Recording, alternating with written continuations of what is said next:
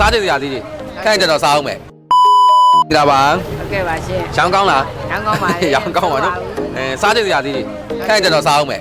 ဒီနေ့တားရုပ်ပြင်မရေနာတန်ပေါ့နော်မိကွန်းလေးမေးပြီးတော့လက်ဆောင်ပေးတဲ့အစီအစဉ်လေးလုပ်နေရဒါကအန်တီကိုမိကွန်းလေးမေးမယ်အန်တီကမိကွန်းလေးတွေဖြည့်နိုင်တယ်ဆိုတော့တားလက်ဆောင်ပေးမယ်နော်အဲ့ဆိုရင်တားရုပ်ပြင်မရေနာတန်ကိုဘယ်ကနေစတည်ရလဲဩလိုင်းမော်ကနေမြင်မှုတာပါလိုင်းမော်ရောတွေ့ပွဲပေါ့ဟုတ်ကဲ့အဲ့ဆိုရင်ကျွန်တော်တို့ပြင်မရေနာတန်ရဲ့လိပ်စာလေးကိုပြုတ်ပေး84လမ်းပေါ်မှာပဲထင်တာပါ84လမ်းပေါ့နော်ကျွန်တော်ဟုတ်တယ်ကျွန်တော်84လမ်း33နဲ့34ကြားမှာကျွန်တော်စိုင်းကြီးဖွင့်ထားတယ်ဟုတ်ကဲ့ပါလက်ဆောင်လေးဟာပမ်လက်လေးရောဒါလေးကကျွန်တော်တားလို့ဟွာလေးဒီ2026ပြက်ကတဲ့တယ်နော်ဒါကျတော့ဟွာလေးဒါကျတော့ player လေးနော်ကျေးဇူးပါ